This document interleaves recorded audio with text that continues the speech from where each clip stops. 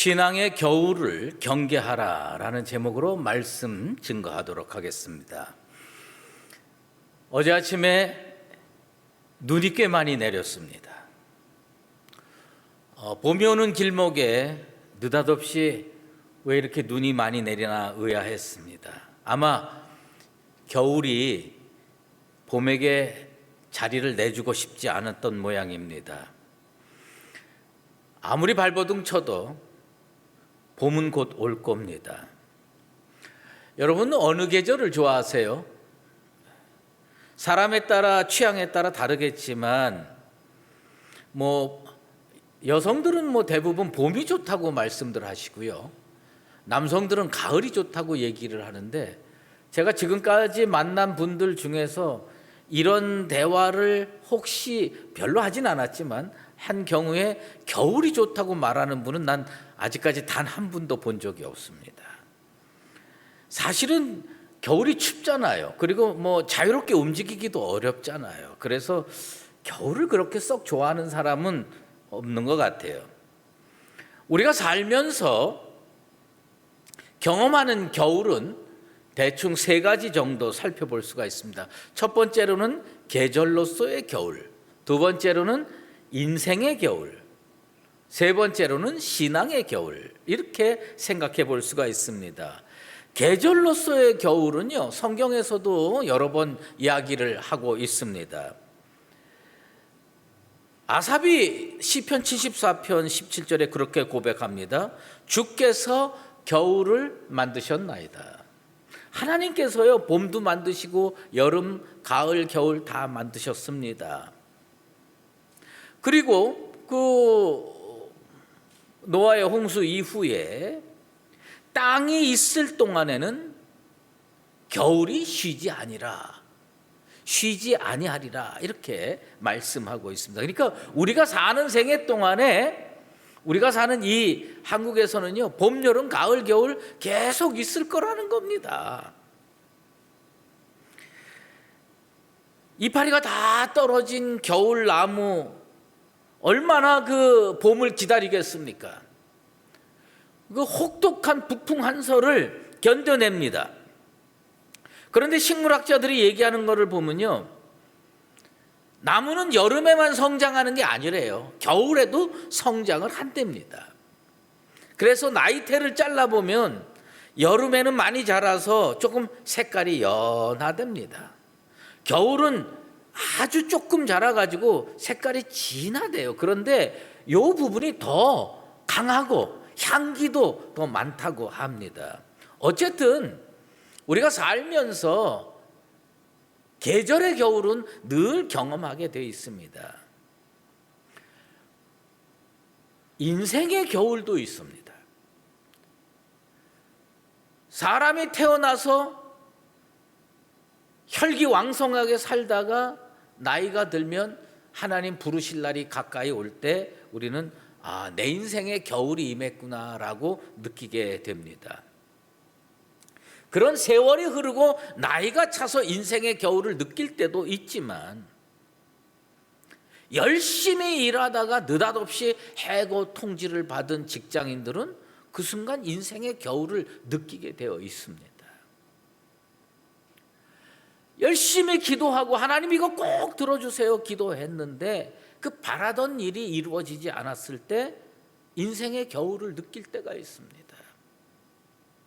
아직도 할 일이 많이 남아있는데 암 같은 질병에 걸렸을 때 우리들은 인생의 겨울을 느끼게 됩니다. 그런 일로 인생의 겨울도 느끼지만 전쟁 같은 게 일어나가지고 어떻게 해야 할지 미래가 불투명하고 어두울 때 우리는 인생의 겨울을 느끼게 됩니다. 아마 전 세계에서 지금 우크라이나 국민들은 누가 뭐래도 인생의 겨울을 혹독하게 느끼고 체험하고 있을 것입니다. 기도하기는 주께서 빨리 그 땅의 평화를 회복해 주셔서 모든 백성들이 다시 안전하고 평화롭게 살 수 있는 날이 속히 돌아오게 되기를 바랍니다. 어느 정치인이 그런 얘기를 했습니다. 선거에 패배하자 계절은 봄이 왔는데 겨울이 계속될 것 같다고 이야기하고 걱정하는 것을 들어본 적이 있습니다. 인생의 겨울은 겪는 사람이 참 힘듭니다. 뜨거운 여름에도 추위를 느낄 정도입니다. 신앙의 겨울도 있습니다. 이것은 세상 사람들이 결코 경험할 수 없는 부분인데요, 오로지 예수 믿는 크리스천들만 경험하는 겨울입니다. 신앙의 겨울은 어떤 게 신앙의 겨울이냐? 주님과 관계가 멀어져서 믿음이 식은 상태를 이야기하고 있습니다. 그런데 그 구약 성경을 읽어보면 이 신앙의 겨울을 계절의 겨울과 연관시켜서 설명하는 부분이 많이 나옵니다. 이스라엘의 겨울은 우기예요. 우리는 겨울이 되면 눈이 내리고 영하 10도, 20도 이렇게 내려가서 추운데, 거기는 겨울이 되면 비가 많이 내립니다. 그리고 봄이 되면 비가 그칩니다. 그래서 솔로몬이 봄이 오자 아가서 2장 11절에 겨울도 지나고 비도 그쳤다고 성경에서 기록하고 있습니다. 근데 왜 문제가 되는 겁니까? 겨울이 왜 신앙의 문제가 될까요? 그것은 뭐냐면 이스라엘 농경 문화와 관계가 있어요. 이스라엘은요, 씨를 심지 않습니다. 우리가 씨 뿌리는 비유를 배운 것처럼 이스라엘 사람들은 씨를 뿌립니다. 이렇게 뿌리는데 씨가 길에도 떨어지고 바위에도 떨어지고 그 가시떨기에도 떨어지고 옥토에도 떨어집니다. 근데 문제는 뭐냐면 처음에 심지 않았기 때문에 비가 조금 오는 건 괜찮은데 비가 조금 많이 오면 그 흩어진 씨, 떨어진 씨가요, 물에 둥둥둥둥 떠내려가 버리는 거예요. 그래서 이런 현상을 히브리서 기자는 신앙에 적용해서 설명합니다. 히브리서를 읽으면서도 우리가 이게 농경 문화와 씨 뿌리는 문화와 관계가 있다고 생각 못할 경우가 많습니다. 히브리서 2장 1절에 보면, 그러므로 우리는 들은 것에 더욱 유념함으로 우리가 흘러 떠내려가지 않도록 함이 마땅함이라. 흘러 떠내려가는 게 뭐냐? 씨를 뿌렸는데, 말씀에 씨를 뿌렸는데 그게 우리 마음에 정착하질 않아요. 씨 뿌린 게 여기도 뿌리를 내리지 않아요. 그런데 세상에 유혹의 물결이 휩쓸고 가고요, 죄악의 물결이 탁 휩쓸어 가면 이게 뿌리 내리지 않으면 어떻게 되냐? 둥둥둥둥 떠내려간다는 얘기예요. 그래서 히브리서 기자가 들은 것에 유념하라, 들은 것에 더욱 유념하라. 왜? 이 들은 것이 여러분 마음에 뿌리를 내리게 되기를 축원합니다. 뿌리를 내려야 돼요. 그러면 뭐냐? 떠내려가지 않는다는 이야기입니다. 말씀 붙들고 살지 않으면 아무리 좋은 생명의 말씀도 세상의 물결에 휩쓸려 둥둥둥둥 떠내려가면 그 사람에게 뭐가 닥치느냐? 신앙의 겨울이 닥친다는 얘기입니다. 이 강단에서 울려 퍼진 말씀이 여러분 마음밭에 떨어져서 뿌리를 내리고 세상의 어떤 물결로도 떠내려가지 않는, 그래서 신앙의 겨울을 맞지 않는 영혼의 봄이 계속되는 축복의 인생들 되기를 주의 이름으로 축원합니다. 오늘 예수님께서요, 우리에게 이 환난에 관한 말씀을 해 주십니다. 그런데 예수님께서요, 우리에게 경고의 말씀을 하나 해 주십니다. 그 말씀이 뭐냐면, 이 일이 겨울에 일어나지 않도록 기도하라. 겨울에 일어나지 않도록 기도하라. 이게 뭐냐면 아주 극심한 환난이 닥칠 텐데 이 환난이 겨울에 일어나지 않도록 기도하라고 우리에게 강하게 말씀하십니다. 예수님께서 십자가 지시기 전에요,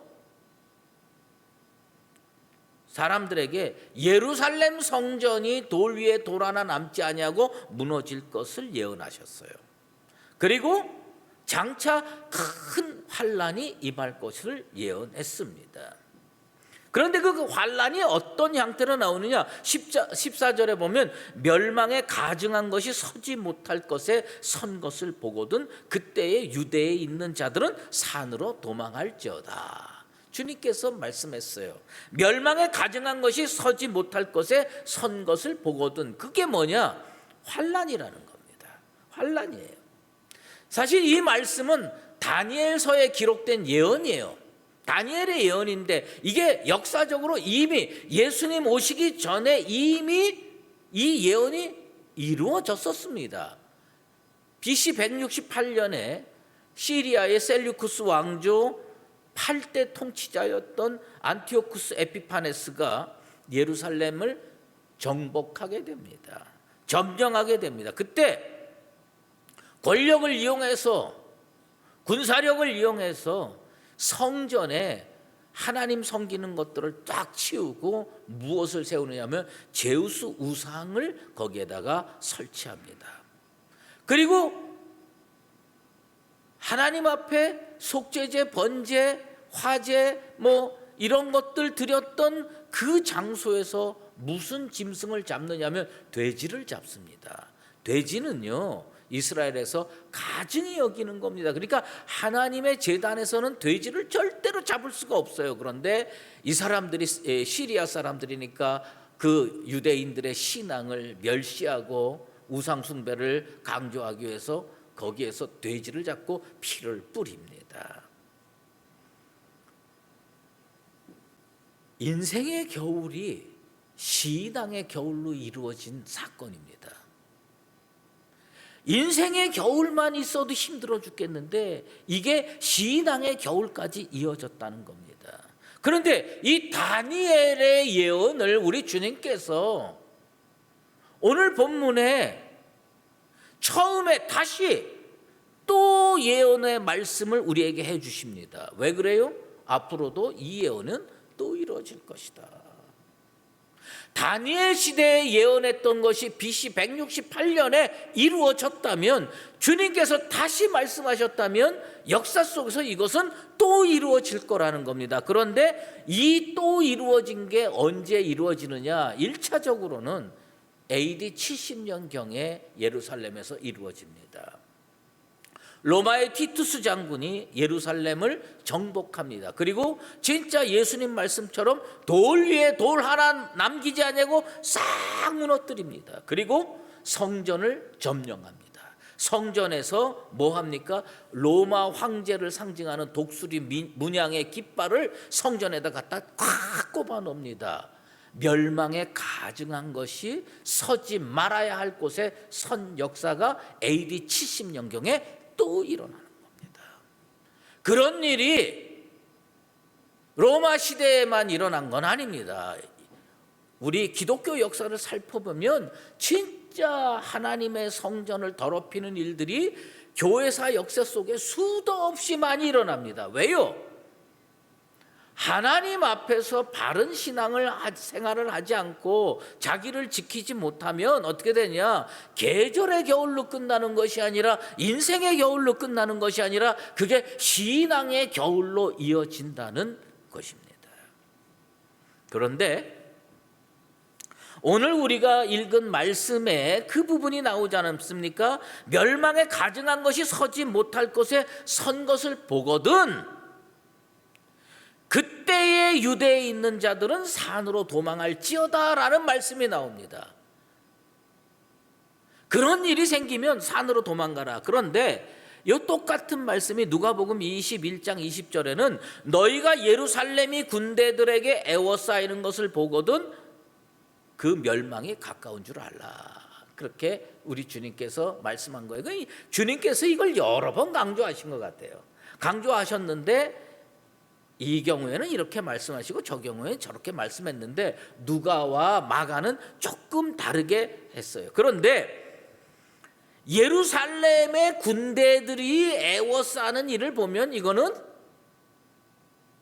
산으로 도망가라. 이 예언의 말씀, 주님의 명령의 말씀을요, 예수님 안 믿는 예루살렘 사람들은 그거 뭐 지킬 필요가 없습니다. 그런데 초대교회 성도들은 주님이 우리에게 이 말씀을 해주셨다. 무슨 얘기예요? 인생의 겨울이 올 거다. 근데 이 겨울을 주님의 명령대로 하면 신앙의 겨울까지 이어지진 않는다. 그 말씀이에요. 산으로 도망가라. 자, 아까 무슨 말씀했습니까? AD 70년에 티투스 장군이 예루살렘을 정복했다고 그러죠. 그 1년 전 AD 69년에 베스파시아누스라고 하는 장군이 예루살렘을 포위했어요. 예루살렘의 군대가 포위하거든. 누가복음 말씀이 그대로 이루어진 겁니다. 예루살렘의 로마 군인이 포위를 했는데 그것을 진두지휘했던 장군이 베스파시아누스 장군이에요. 그런데 이 사람이 로마 황제로 추대를 받습니다. 그래서 이 예루살렘 성전을 정복하고 예루살렘 도시를 정복하려고 했던 이 과업을 누구에게 맡기느냐? 그 아들 티투스 장군에게 맡기고 이 사람은 어디로 가느냐? 로마로 가는 겁니다. 황제가 되기 위해서. 그러니까 아버지 장군이 아들 장군한테 모든 정권을 물려주는 그 사이에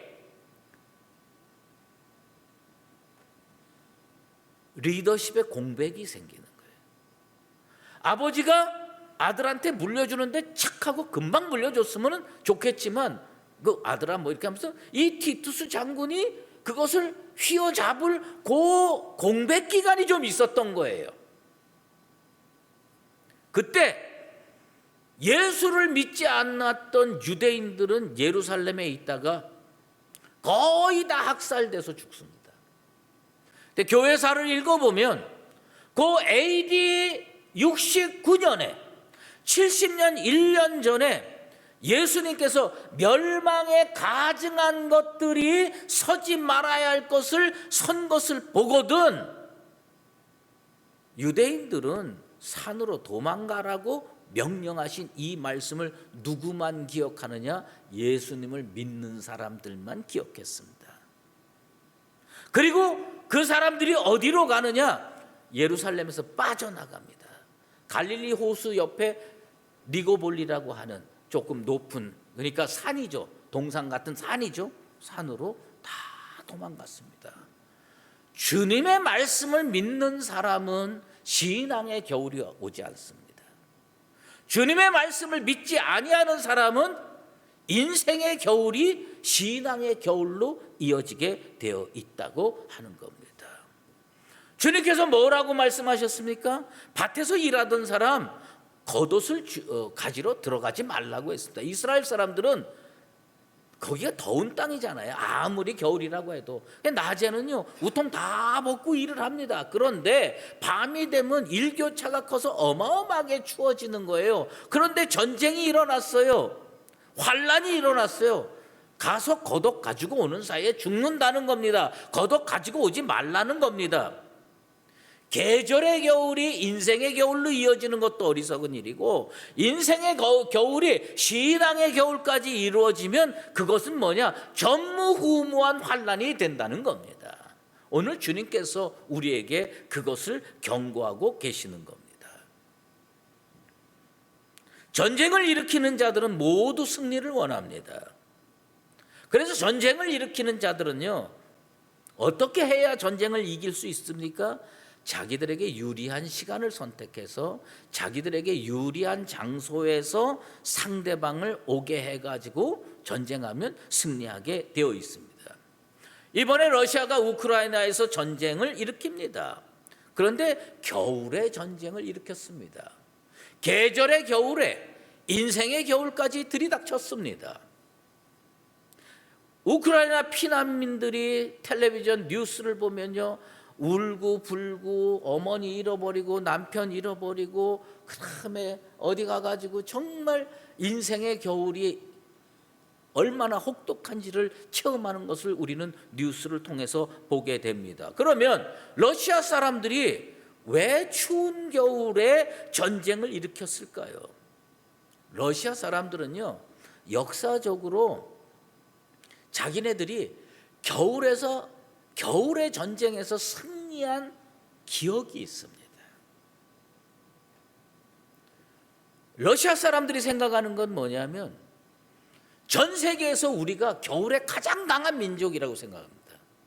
모스크바에 사는 러시아 사람들은 지금도 영하 20도가 넘으면요, 나는 그런 짓을 왜 하는지 모르겠는데 강으로 나가가지고 얼음을 깹니다.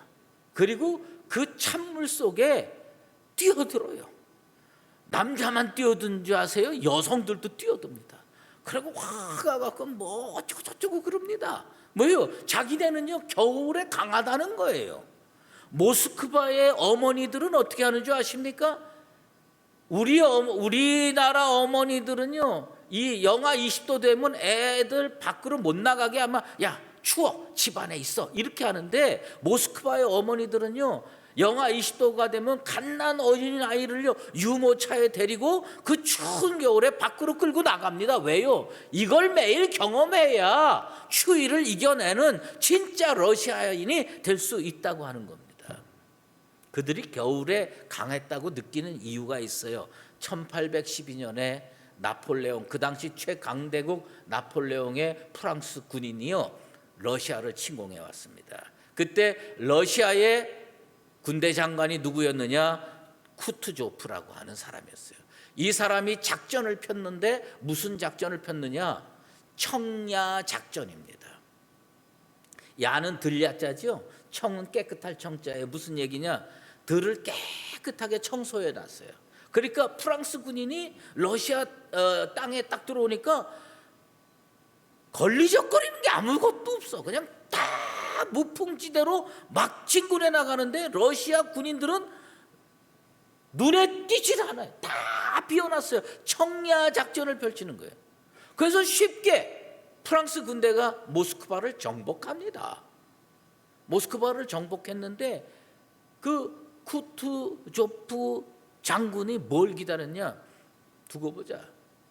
이제 프랑스에서 겪어보지 못한 겨울이 닥치면 너희들이 어떻게 될지를, 그리고선요 지하 벙커에 들어가 가지고 겨울이 되기를 기다립니다. 겨울이 되니까 영하 20도 30도 막 내려가는 거예요. 프랑스 군인들은요 먹을 것도 없고 추운 겨울인데 어떻게 할 도리가 없어요. 그래서 69만 대군이요 철군을 합니다. 야, 이거 도저히 추워서 여기서 어떻게 할 수가 없다. 예? 러시아의 인생의 겨울을 만들려고 들어갔던 프랑스 군대가요 자기네가 인생의 겨울을 맞이해 가지고 견디지 못해서 도망 나옵니다. 그때 쿠투조프 러시아 군인들이요 추격해 가지고요 69만 명 중에서 60만 명을 몰살시킵니다. 9만 명만 도망가는 겁니다. 그렇게 이 러시아 사람들은 우리는 겨울에 강하다. 그래서 봄, 여름, 가을 다 전쟁하기 좋은 때를 다 놓고 우크라이나에 언제 침공에 들어가느냐? 겨울에 침공에 들어가는 거예요. 우리는 겨울을 잘 견딜 수가 있다. 추운 겨울에 전쟁을 하게 되면 싸우는 병사도 힘들겠지만 모든 게 다 어렵습니다. 지금 우크라이나에 그 예수 믿었던 사람들이 신앙적으로 지금 얼마나 힘들겠습니까? 난 하나님께서요 이 전쟁을 누가 이기게 할지 우리는 잘 가늠하기가 어렵습니다. 진짜 인생의 겨울이 러시아가 당할지 우크라이나가 당할지 아직 우리는 결론을 알 수가 없습니다.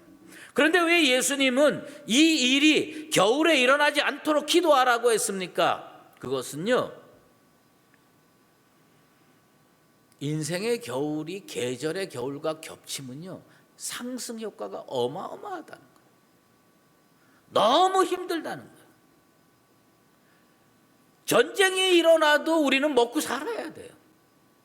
전쟁이 일어나도 결혼해야 되고 아이 낳아야 되고 학교 다녀야 되고 직장에 나가서 거리에 나가서 뭘 해서라도 우리는 먹고 살아야 되는 겁니다. 그런데 그러다 보면 어떻게 되냐? 우리 손에 힘이 빠진다는 거예요. 예수님 붙잡았던 손이 먹고 사는 것에 너무 치중하다 보면 인생의 겨울에 고달픈 시기를 보내다 보면 예수님 잡았던 손이 자기도 모르게 스르르 풀어진다는 겁니다. 그러면 어떻게 됩니까? 인생의 겨울이 신앙의 겨울이 되고, 인생의 겨울은 오히려 쉽게 회복되지만 신앙의 겨울은 회복되기가 어렵다는 겁니다. 주님께서 이 세 가지가 한꺼번에 겹치는 거 기도해서 그런 일 벌어지지 않게 해달라고 기도하라고 명령하십니다. 에베소 교회에도요, 겨울이 왔었어요. 그런데 먹고 사는 게 힘들고 우상숭배 때문에 어렵고 그렇게 인생의 겨울들이 왔는데, 그들이요 그 인생의 겨울을 어디까지 이끌고 갔냐? 신앙의 겨울로 이끌어 갔어요. 그래서 에베소 교회를 향해서 계시록 2장 4절에 그러므로 어디서 떨어진 것을 생각하고 회개하여 처음 행위를 가지라. 어디서 떨어진 게 무슨 말입니까? 너 언제 주님 손 놨느냐? 너 어디서 주님 손 놨느냐? 그걸 알고 다시 주님 붙들고 살라는 겁니다. 요즘 코로나 때문에 너무 어려워요. 경제적으로 살기 힘들어가지고 많은 사람들이 고통스러워합니다. 그러다 보니까요, 우리들이 어떻게 됩니까? 손에서 힘이 빠지는 거예요. 예수님 꽉 잡고 산다고 생각했는데 어느 날 정신 차려보니까 내 손에서 힘이 스르르 빠져가지고 자기도 모르게 인생의 겨울이 신앙의 겨울까지 이어진다고 하는 것입니다. 얼마 전에 고등학교 동창 친구들이 몇 명 카톡을 하면서 덕수궁 현대미술관에서 박수군전을 하는데 같이 가자고 제안을 했어요. 그래서 제가 미술도 잘 모르고 그렇지만은 친구들이 가자 그러니까 기꺼이 한번 동참을 해봤습니다. 그런데 제가 그 박수군전을 보면서 은혜를 좀 받았어요. 그게 뭐냐면 거기에 나와 있는 글들을 쭉 그림과 함께 벽에다가 써붙인 글들을 쭉 읽어보고, 그 다음에 박수군에 관한 책들을 하나 있어서 거기도 참고해서 읽어보니까 이런 겁니다. 그 사람은요, 형편이 아주 넉넉한 기독교 집안의 3대 독자로 태어났습니다. 그런데 이 전람회 때 알게 된 놀라운 사실이 있어요. 이 사람은요, 세계제 2차 대전 시기에도 그림을 열심히 그렸어요. 그러니까 인생의 겨울, 전쟁, 인생의 겨울에도 자기 할 일은 했던 사람입니다. 세계제 2차 대전에도 그림을 그렸고요. 식민지 시절에도 무조건 그림을 그렸고요. 심지어 6.25 전쟁 때도 그림을 그렸어요. 1951년에 군산으로 피난 가서 부두 노동자 하면서 먹고 살면서도 그림을 그렸어요. 그런데 더 놀라운 게 있었어요. 그게 뭐냐? 이 사람은 예수 믿는 것을 놓지 않았어요. 서울에 피난 와서도요, 멀쩡한 직업을 찾을 수가 없는 거예요. 그림 그리는 사람이 무슨 멀쩡한 직업을 찾겠어요? 그래서 미군 PX에서 미군 병사 초상화를 그려주는 일을 하면서도 뭘 했느냐? 교회를 다녔어요. 이 사람이 인생의 겨울을 신앙의 겨울로 이끌어가지 않았다는 겁니다. 물론 자기가 살아있는 동안에 그림이 많이 팔리는 일을 경험해 보지는 못했지만 지금 한국 최고로 고가의 그림으로 팔리고 있다고 하는 겁니다. 우리가요, 누구나 다 똑같습니다. 인생의 겨울을 맞이하기 싫어합니다.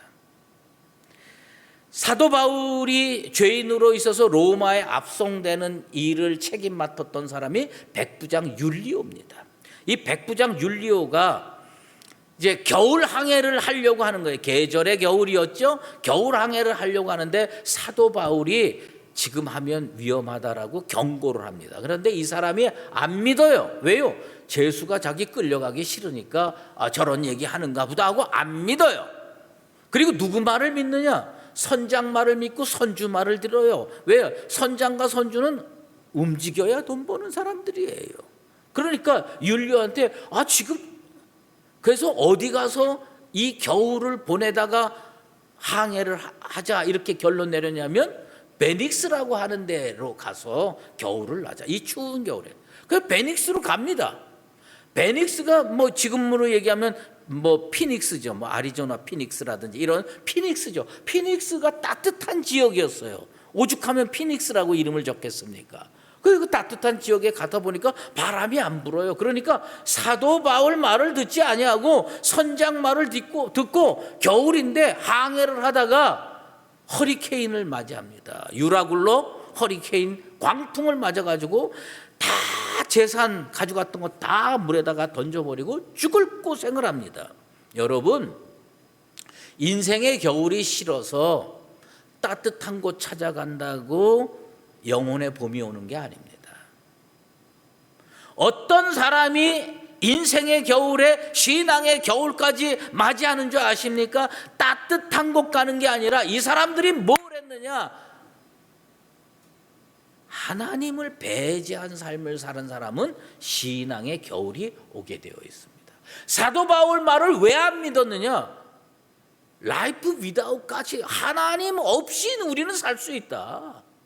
하나님 없이 우리는 살 수 있다고 생각을 하고 선장 손 붙잡고 가다가 허리케인 두들겨 맞고 인생의 겨울을 혹독하게 경험하는 것입니다.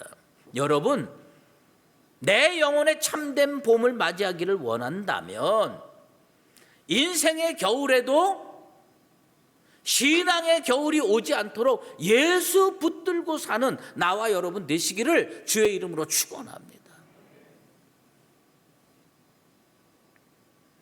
신앙의 겨울을 이겨내기 위해서는 우리는요, 어느 순간에도 말씀 붙들고 살아야 돼요. 우리가 지금 사순절을 보내면서 매일 말씀 묵상을 하는 이유가 뭐냐?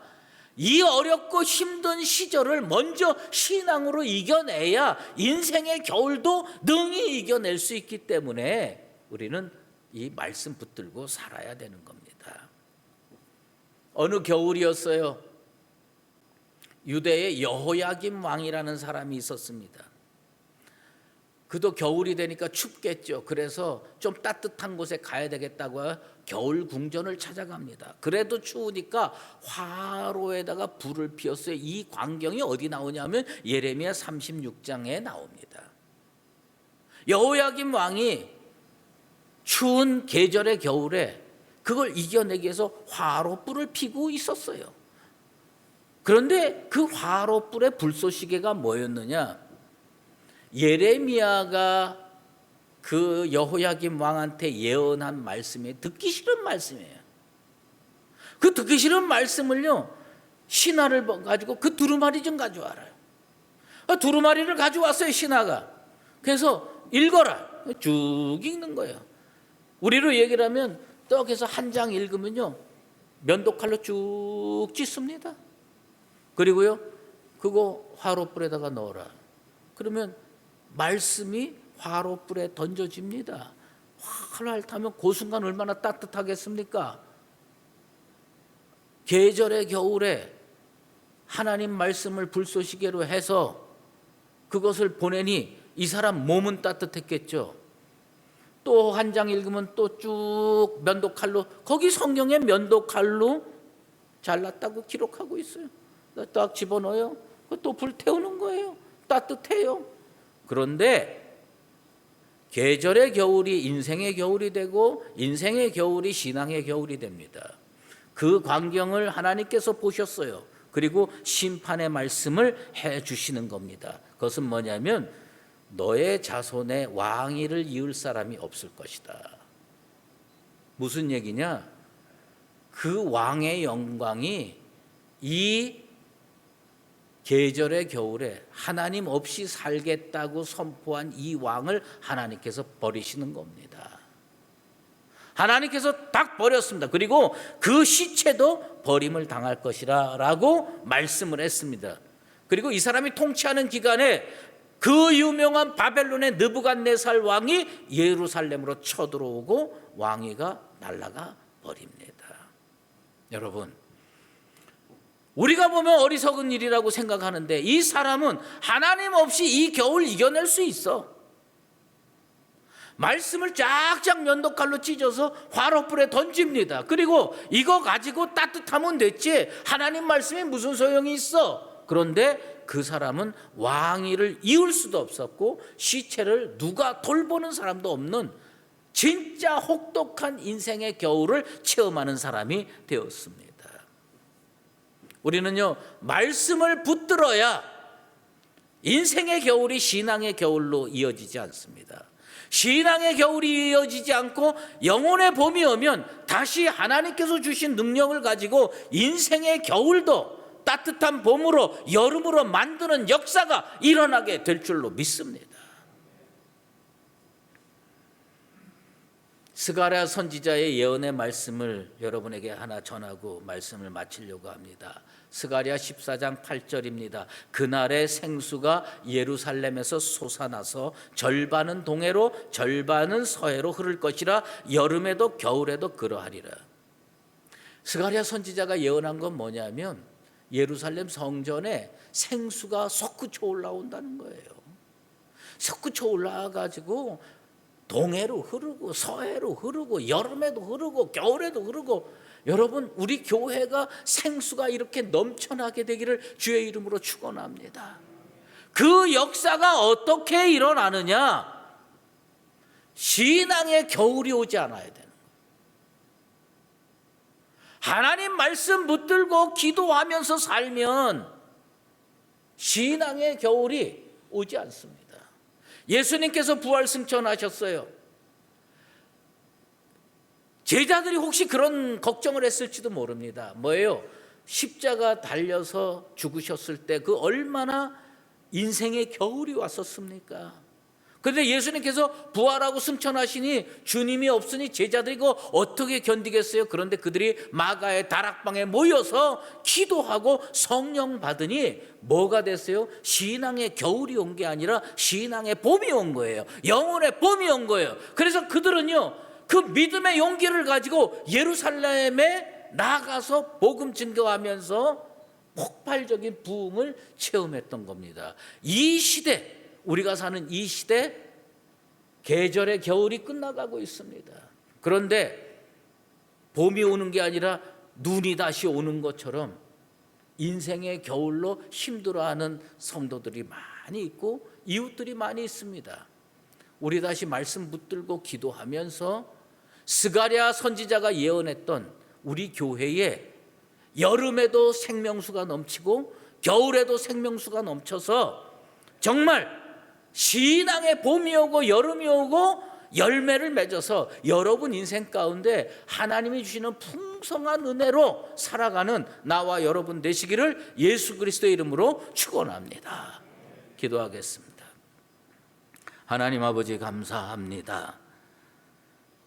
우리가 오늘 주님의 멸망에 가증한 것이 서지 못할 곳에 선 것을 보거든 유대의 산으로 도망가라고 하신 그 명령을 기억하며 아버지 하나님께 간구드립니다.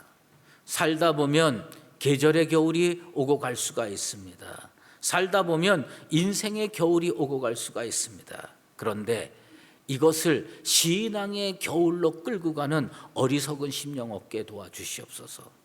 아무리 고달프고 아무리 힘들어도 예수 붙들고 살게 도와주시고 말씀 붙들고 살게 도와주시고 기도함으로 성령 충만해서 신앙의 겨울이 오는 것이 아니라 신앙의 봄이 오고 여름이 와서 내 인생의 광주리에 풍성한 열매들이 가득가득 맺히는 축복의 인생으로 살게 도와주시옵소서. 예수 그리스도의 이름으로 기도드리옵나이다. 이제는 우리 주 예수 그리스도의 은혜와 하나님 아버지의 극진하신 사랑하심과 성령의 인도하시고 교통하심이 주님의 경고의 말씀처럼 계절의 겨울이 인생의 겨울로 이어지고 인생의 겨울이 신앙의 겨울로 이어뜨리는 그런 어리석은 삶을 살지 아니하고 말씀 붙들고 기도함으로 영혼의 봄을 맞이하여 인생의 열매들을 맺고 살기를 소망하고 갈망하는 사랑하는 수의제일교회 모든 믿음의 권속들 머리머리 위에 이제로 영원히 함께 계시옵기를 간절히 축원하옵나이다. 아멘.